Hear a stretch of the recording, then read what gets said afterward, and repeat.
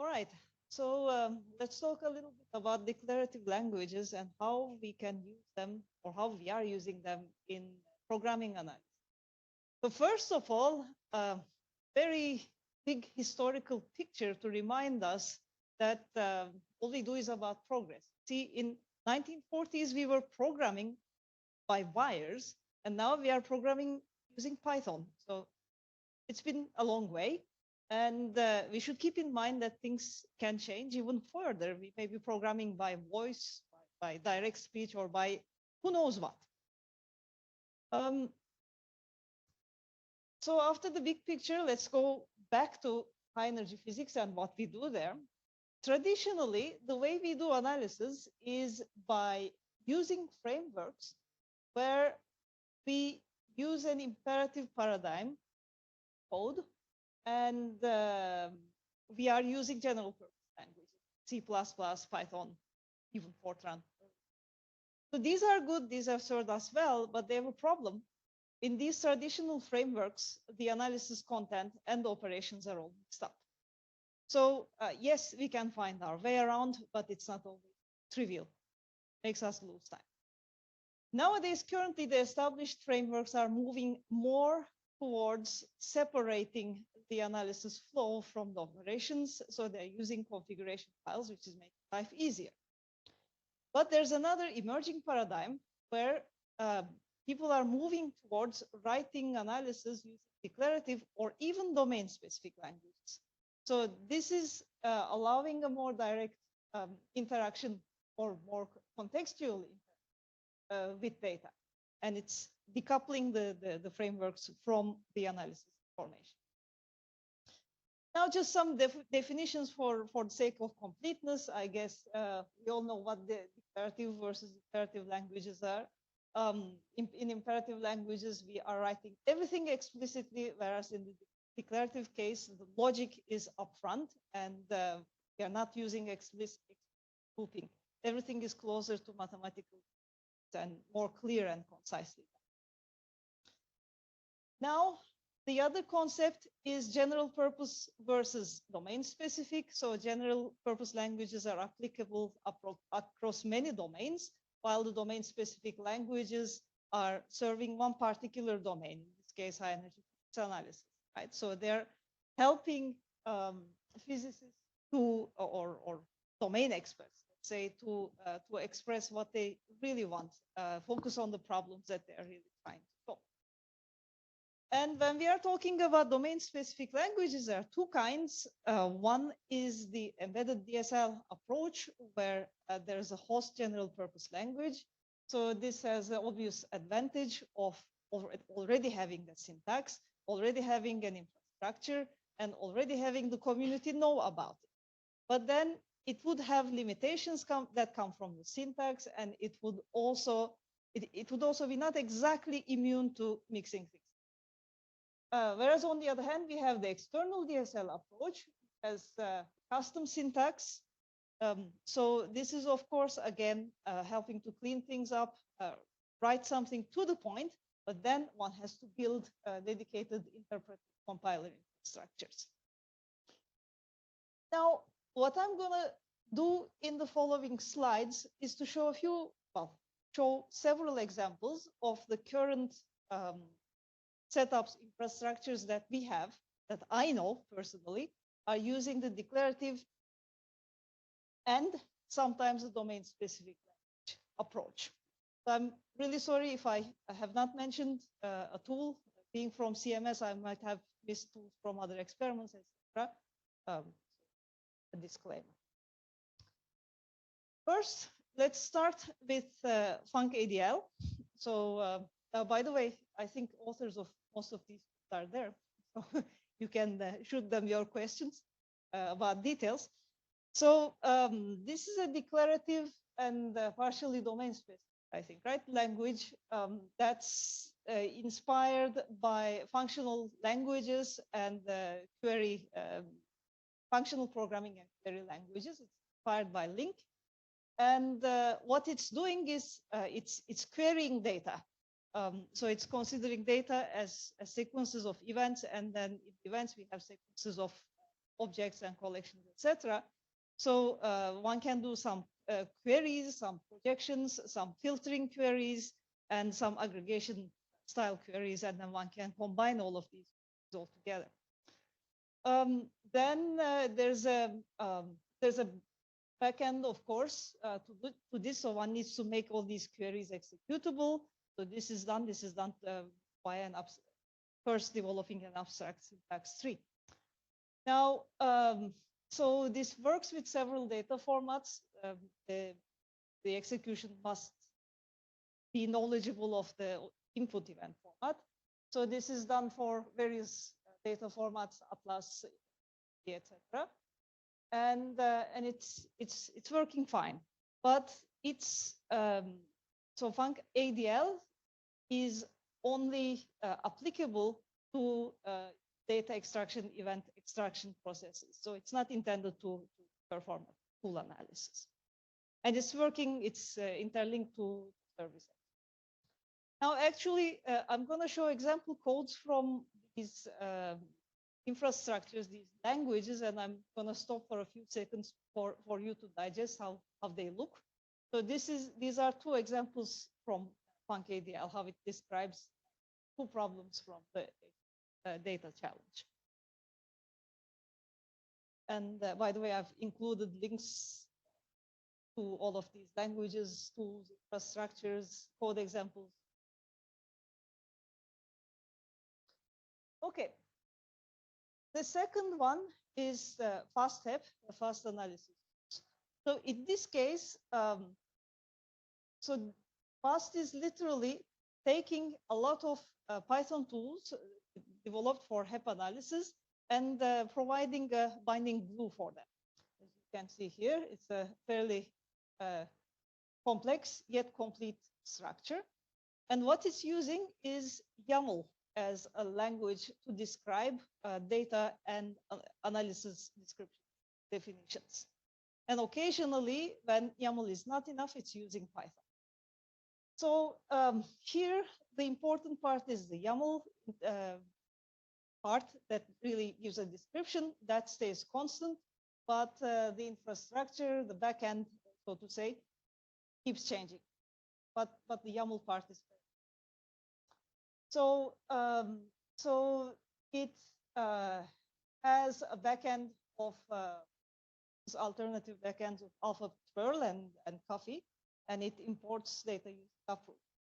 So it's used in some CMS analysis, and then so some work is ongoing, as far as I know, for using it. Lux Zeppelin. And here is a more or less full, I think, analysis example fast.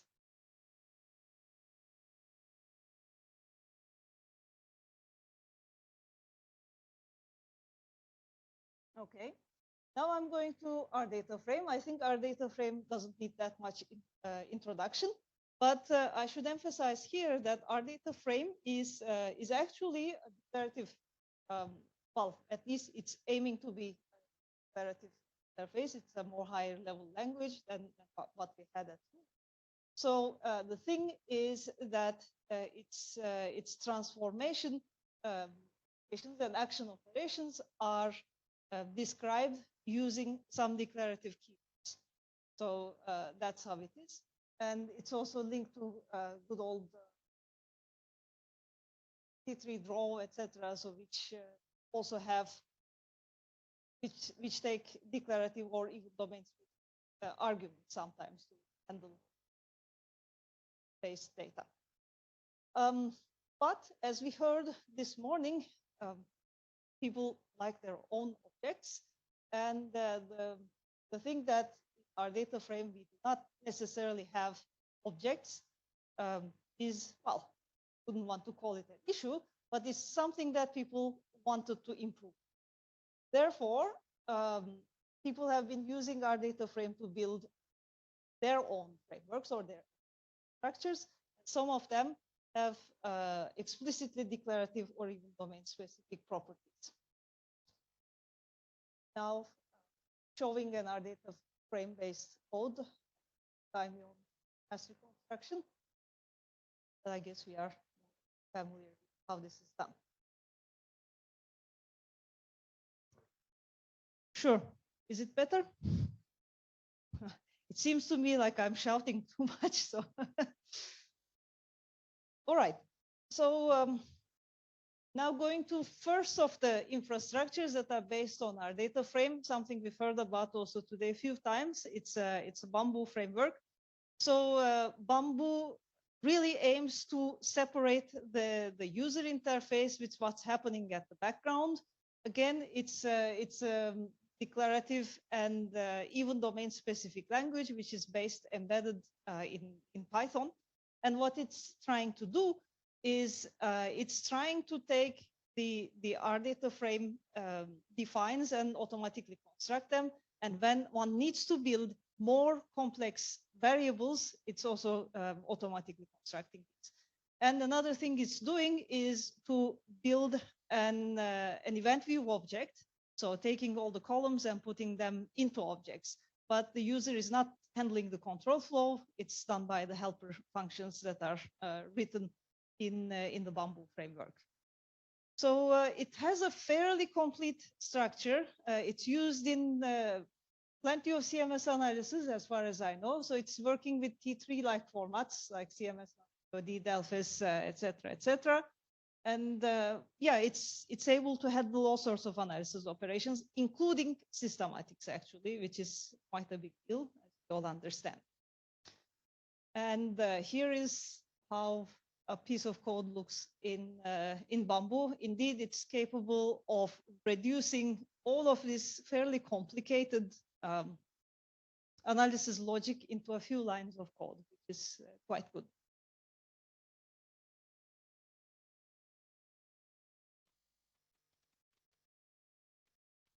Now coming to the second tool, which is based on our data frame, it's called NAIL, Natural Analysis Implementation Language.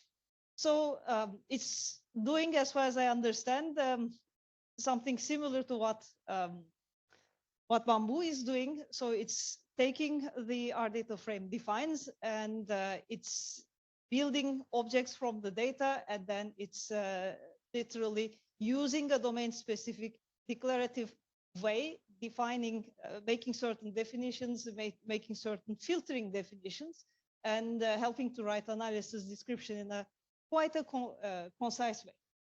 And of course, one thing that comes automatically, I think, when you're working with our data frame is the capability to obtain the full computational graph, which one can get also via NAIL. It's quite interesting to see that. And again, NAIL also works on T3-like formats, but specifically this one only works so far on CMS Nano AOD, as far as I know. And actually, NAIL has been used in a real complete published CMS analysis of Higgs2 mu in vector boson fusion channel. And here is how the NAIL description looks like. This is again from the HSF challenges. I think it's the most complex one. Plenty of object content, etc.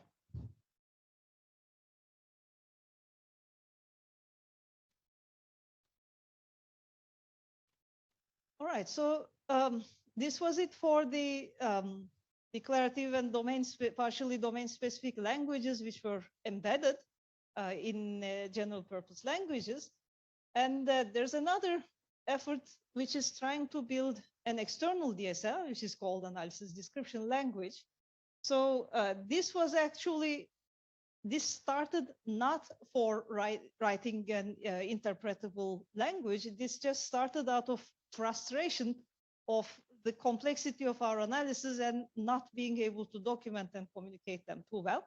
So the main goal was to describe an analysis physics algorithm in a completely unobscured and organized way. So what happens here is, well, the scope is again all the analysis physics content, so objects, event selections, etc., plus even some histogramming, saving style utility operations. What happens here is all the analysis logic is described in a standalone human readable text file. And there's a special syntax. So in the file, we have all the analysis components divided in blocks, like objects, variables, event selection, etc., etc. Then there's all sorts of syntax for mathematical, logical operators, and even including some high energy physics specific functions.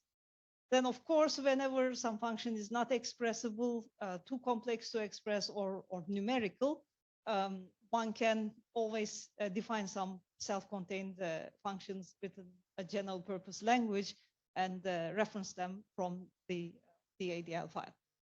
So as I said, this started out from the purpose of making a self-documenting description, but we realized later on that this could be a multi-purpose thing, which could be used for many things, from designing an analysis to reinterpretation studies, communicating analysis, comparing analysis, etc., etc. So here is how the ADL syntax looks for a very simple analysis. You can see the different blocks dividing the different analysis components. And here's a database linked with several analysis implementations.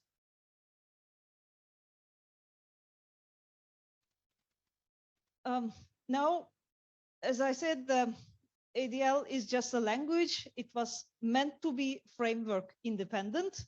So the idea is that any framework that's capable of reading, understanding its syntax should be able to run an analysis operation with it. So this is the workflow seen in here. You have the ADL file, etc.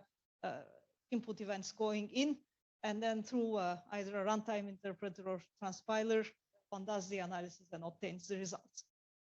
The most advanced way of doing analysis with ADL is through the Katlang runtime interpreter, which is parsing ADL through Lex and Yak, actually. And it even has a Jupyter kernel available.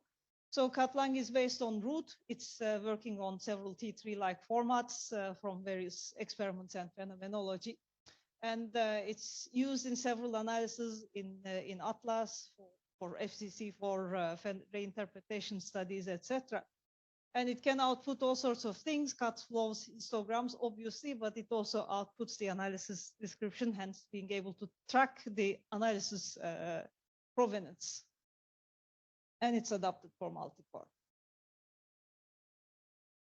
Now I would like to also do two honorable mentions, which is CAFEA and PartyQL and Awkward QL. CAFEA, I think, is not by definition declarative, right? Lindsay, I asked you that question earlier.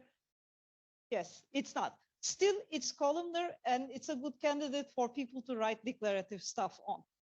That's why it's an honorable mention.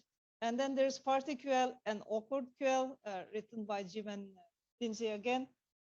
So Jim wrote PartyQL just to see how a DSL written for high energy physics would drastically differ from a general purpose language. It's completely a toy thing, but also it's, well, he has seen that blocks are a good way of describing different analysis components, and set operations are used. And, so that was an interesting little toy project. Continues. Okay, this brings. Let's discuss over beer. All right. Yes. I'll pay. Okay. Now coming to conclusions, I think we can all agree that we should make our analysis descriptions more understandable, more readable, more declarative. We should go in that sort of a direction of clarity, so to say. And I've shown you several examples here. And by looking at all those examples and through my own experience, I can say that this is a feasible approach, going declarative, going domain specific, etc. And it's a very nice thing that all these efforts out there are using different approaches. Even though the general idea or aim is the same, they're using different approaches.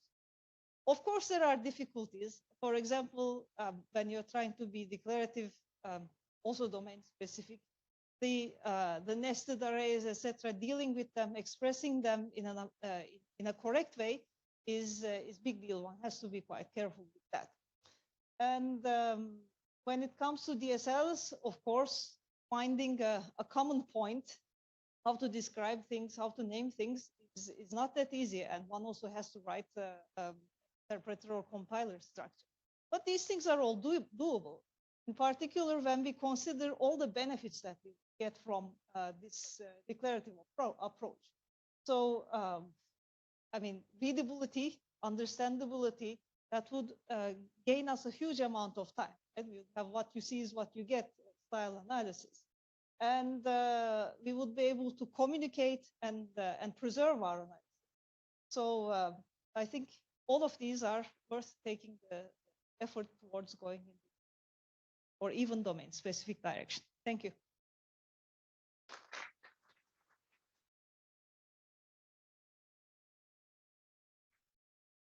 So we are a bit over time, but there's time for one question. Quick question. Your hand?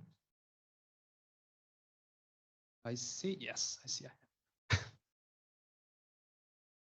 Yeah. So, I mean, also in your honorable mention, I'd post to put awkward there and coffee. But anyway, going into this, so a lot of these are popping up, and they all have different kind of different foci and different goals that they want to achieve at the end of the day, and they also encapsulate people's radically different modes of thought when it comes to building an analysis. And so they come up with different ways to say what they want to do. And so we're experiencing a rather quick proliferation of verbs that all mean the same thing for doing an analysis. And that can be really confusing. I think that having these things is good, getting different perspectives is good, but calling the same thing a whole bunch of different words begins to get confusing very quickly. And what do you think we should do as a community to try to help contain that before it grows out of control and kills us all?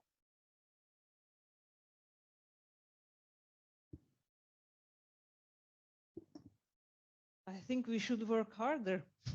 Try and fail more, right?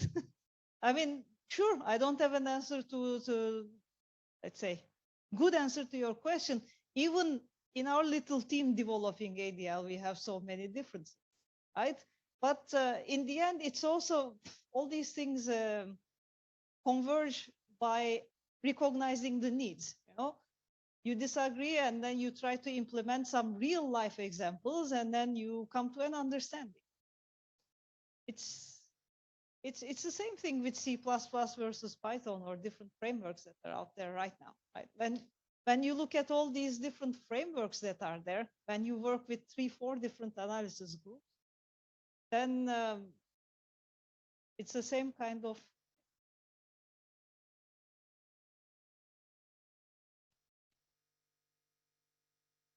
Sorry, we have to stop the discussion, but thanks again. It was a very illustrative overview. So thank you.